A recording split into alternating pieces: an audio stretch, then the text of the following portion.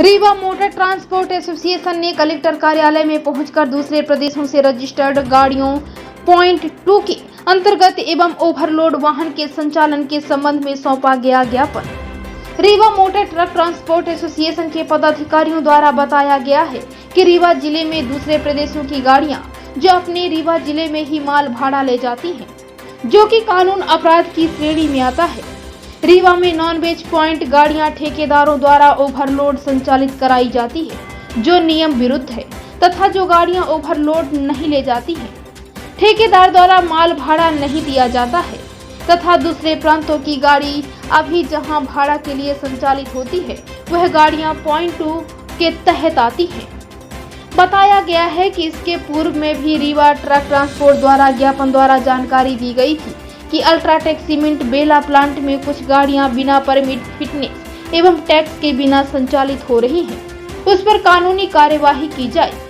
रीवा शहर में कई ट्रांसपोर्ट हैं जो कि ऑल इंडिया से परिवहन करके रीवा में आते हैं, जो कि शहर के अंदर हैं, तथा नो एंट्री में गाड़ियां खाली नहीं हो पाती, जिससे कि ट्रांसपोर्टर परेशान होते हैं। वहीं कलेक्टर द्वारा चर्चा की गई कि रीवा में मोटर ट्रांसपोर्ट के ज्ञापन के सभी बिंदुओं पर आरटीओ रीवा को निर्देशित किया गया है। आइए सुनाते हैं ट्रक ट्रांसपोर्ट के पदाधिकारियों ने मीडिया से क्या कुछ कहा।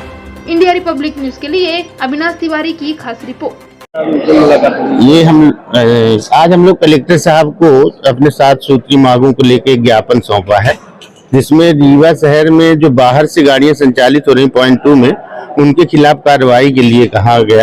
आरटीओ साहब को हम लोगों ने एक ज्ञापन के माध्यम से बताया, और कुछ गाड़ियां जो बाहर प्रांतों से आके और फैक्ट्रियों की में चल रही हैं, जिनके पास परमिट, फिटनेस नहीं है और संचालित हो रहे हैं, उनके खिलाफ भी कार्रवाई करने के लिए कलेक्टर साहब को हम लोगों ने ज्ञापन दिया है, जिसमें उन्होंने दिशा निर्देश माननीय आरटीओ साहब को दिया है।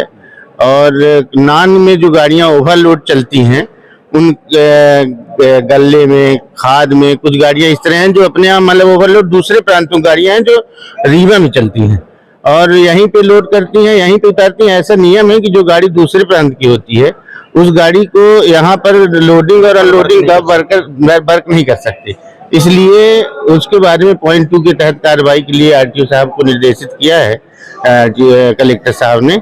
इन्हीं सब बिंदुओं पर हम लोगों ने, और ट्रांसपोर्ट नगर में एक हम लोगों की मांग है कि ट्रांसपोर्ट नगर में जो हमारे रीवा शहर के अंदर बड़े ट्रांसपोर्टर हैं, उनका जो माल शहर के अंदर उतरता है, क्योंकि नो एंट्री के कारण गाड़ियां अंदर आ नहीं सकती, इसलिए काफी परेशानी होती है हमारे ट्रांसपोर्टरों को।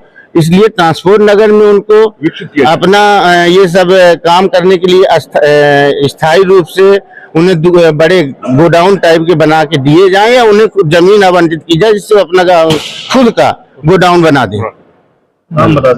Anil Tiwari, Rewa motor transport association अध्यक्ष। ट्रांसपोर्ट जो होते हैं परचून वाले, शहर के बाहर ट्रांसपोर्ट नगर में होते हैं, लेकिन यहाँ पे शहर के बिल्कुल अंदर ट्रांसपोर्ट दिया गया। पूरा चारों तरफ अतिक्रमण हो चुका है, जहाँ गाड़ी आने जाने में असुविधाएं होती हैं। वही कलेक्टर साहब से निवेदन किया था कि हमें भी बाहर ट्रांसपोर्ट नगर में जगह दी जाए, और ताकि हम लोग भी अपना काम सुचारू रूप से कर सकें। मेरा नाम राजकुमार गंगवानी है, ट्रांसपोर्ट एसोसिएशन का अध्यक्ष हूँ।